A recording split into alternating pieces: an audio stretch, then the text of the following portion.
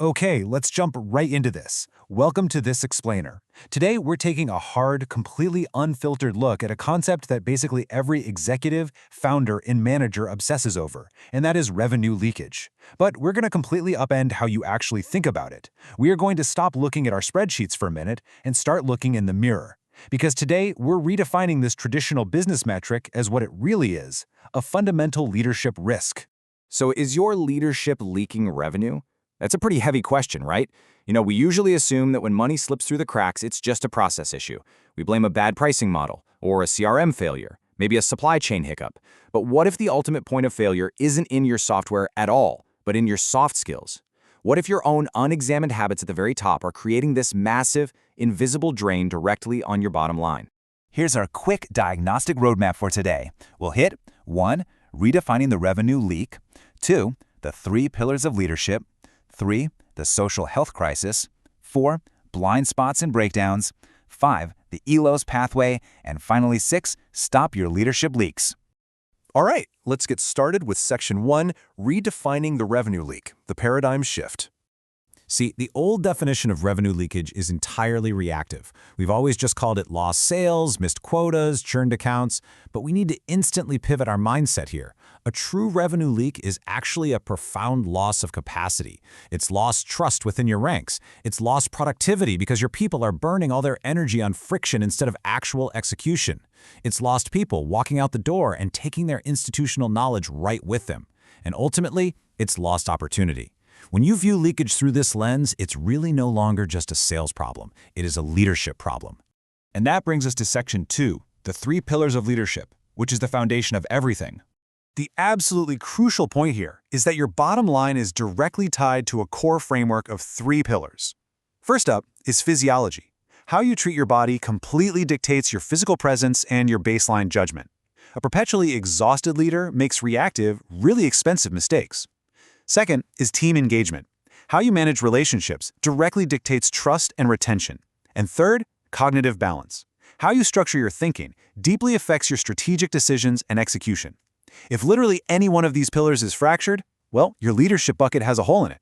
And that is exactly where your revenue starts to drain out. Which leads us to Section 3, the social health crisis. We're going to aggressively zoom in on that middle pillar, team engagement. Now, when we say toxic leadership, we aren't just talking about, this cinematic screaming boss from the movies.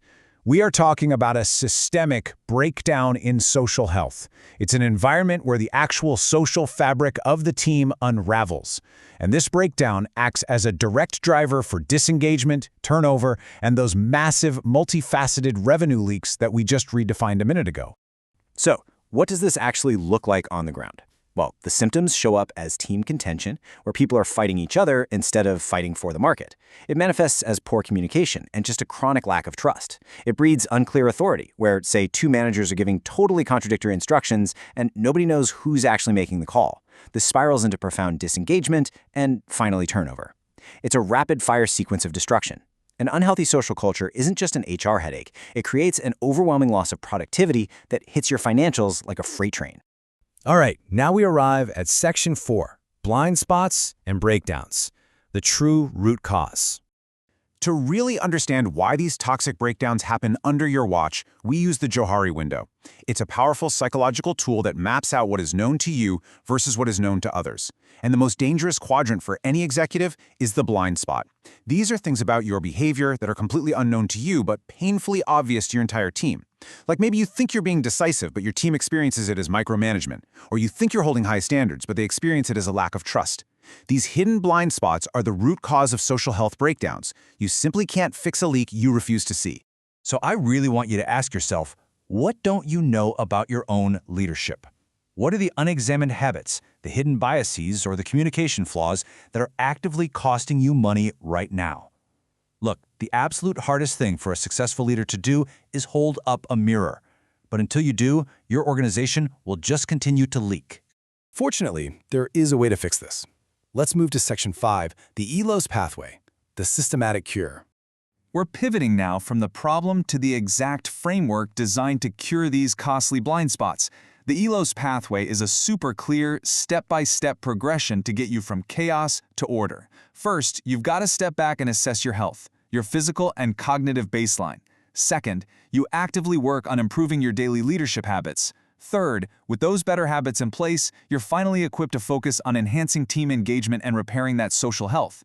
And finally, step 4, refining your decision systems. This pathway represents the inputs, the processes, and the outcomes of a genuinely healthy leadership system. It's how you methodically plug the holes. Which brings us to our final section. Section 6, Stop Your Leadership Leaks. This is the challenge for you today. If you take away anything today, let it be this. A revenue leak is just the final trailing symptom.